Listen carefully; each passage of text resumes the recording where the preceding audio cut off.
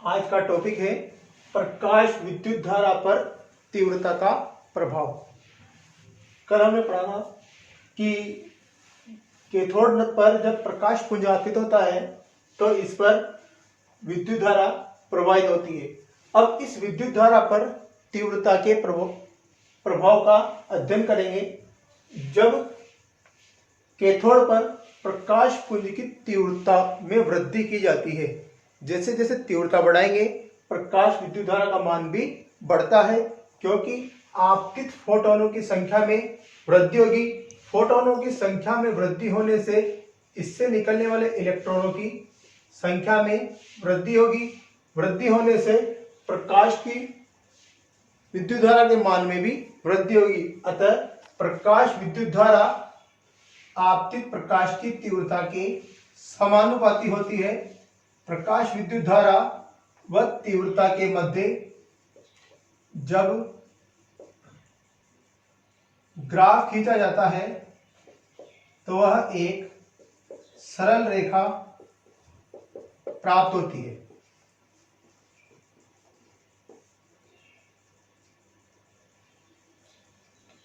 तीव्रता व प्रकाश विद्युत धारा में जब ग्राफ खींचेंगे तो वो हमें एक सरल रेखा में प्राप्त होती है।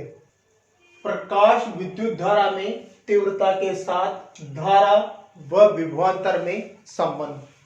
अब हम पढ़ेंगे तीव्रता का धारा व विभवांतर में संबंध। यदि धारा विभवांतर के मान में वृद्धि की जाए तो धारा के मान में भी वृद्धि होगी। प्रारंभ में जब दोनों बिंदुओं के मध्य विभवांतर शून्य था तो भी हमें कुछ धारा का मान प्राप्त हुआ।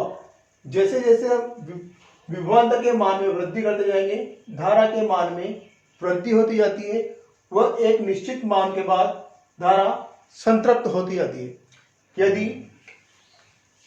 विभव को परिवर्तित कर दिया जाए तो धारा के मान में कमी होती जाएगी। वह एक निश्चित विभव पर धारा का मान शून्य हो जाएगा, जिसे निरोधी विभव V0 कहते हैं। इसलिए धारा व विभवांतर के मध्य में ग्राफ इस तरह का प्राप्त होता है। अलग अलग तीव्रताओं के लिए प्रकाश विद्युत धारा व विभवांतर में संबंध।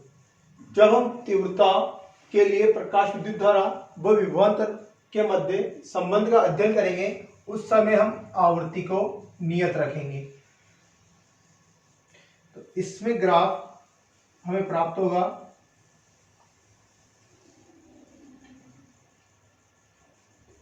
प्रकाश विद्युत धारा व विभवांतर के मध्य जब ग्राफ खींचा जाए, यहां पर हमारी तीव्रताएं अलग अलग है। माना तीव्रताओं का क्रम इस प्रकार है: I3 greater than I2 greater than I1। तो यहां पर सबसे अधिक तीव्रता I3 की है, वह सबसे कम तीव्रता I1 की है। तो जिसकी तीव्रता ज्यादा होगी उसकी प्रारंभ में धारा का मान भी ज्यादा होगा। प्रारंभ में धारा का मान भी ज्यादा होगा। क्योंकि तीव्रताओं के अध्ययन में आवृत्ति का नियत रखा जाता है, इसलिए निरोधी विभव आवृत्ति पर निर्भर करता है। तो तीनों तीव्रताओं के लिए निरोधी विभव का मान समान होगा। तो हमें ग्राफ इस तरह प्राप्त होगा।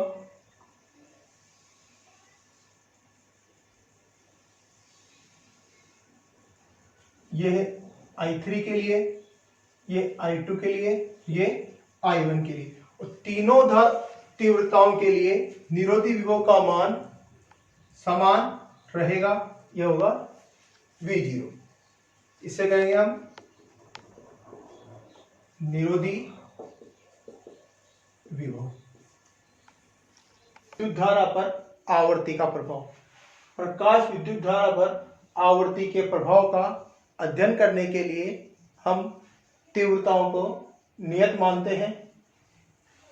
यदि आवर्तियों का क्रम इस प्रकार हो: μ3 ग्रेटर देन μ2 ग्रेटर देन μ1 हो, तो प्रत्येक आवर्ती के संगत निरोधी विभव का मान अलग अलग होगा तथा प्रत्येक आवर्ती के संगत संतृप्त धारा का मान समान प्राप्त होगा। विद्युत धारा के मध्य ग्राफ खींचा जाए तो यह ग्राफ इस प्रकार प्राप्त होता है।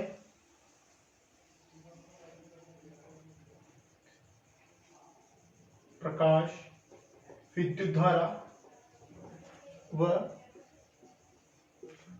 एनोड विभव के मध्य ग्राफ खींचने पर यह ग्राफ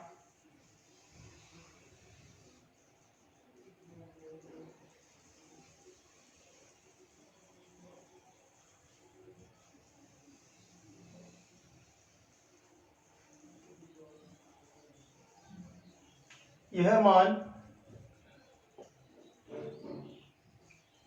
संतृप्त धारा होगी।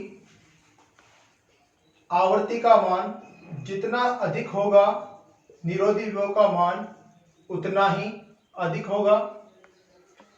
इस प्रकार हमें ग्राफ प्राप्त होता है।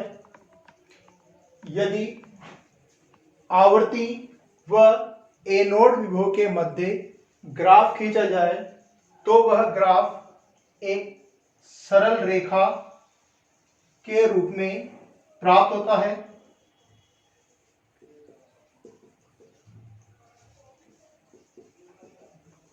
निरोधी विभव व आवर्ती के मध्य ग्राफ खींचा जाए तो वह हमें एक सरल रेखा प्राप्त होती है।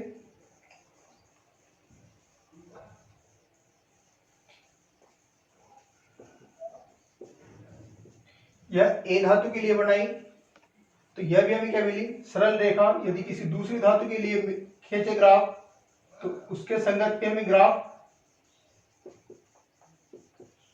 सरल रेखा प्राप्त होती है। एक निश्चित आवर्ती जिस पर निरोधी विभव का मान शून्य हो जाता है, एक निश्चित आवर्ती जिस पर निरोधी विभव का मान शून्य हो जाता है उसे देहली आवर्ती कहते हैं। देहली आवर्ती से कम आवृत्ति पर, देहली आवर्ती से कम आवृत्ति पर इलेक्ट्रॉनों का उत्सर्जन नहीं होता है, उसे अंतःक्वोलता कहते हैं।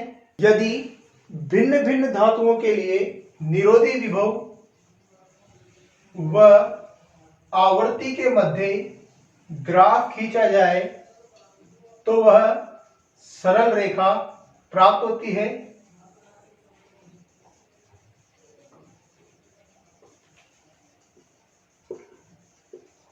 मध्य ग्राफ खींचा जाए तो यह हमें मिलेगी सरल रेखा।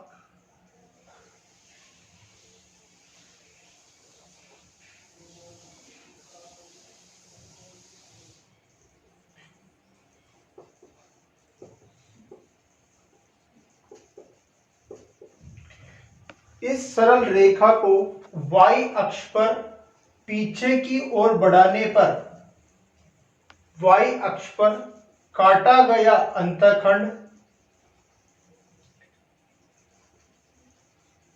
कार्यफलन के बराबर होता है। यह A धातु के लिए कार्यफलन है,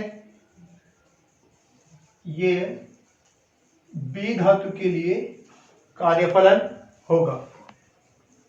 कार्यफलन का मान इस प्रकार निकालेंगे। यदि ग्राफ में हमें इसका मान दिया गया है तो यह जितना मान होगा वह मान कार्यफलन के बराबर होता है।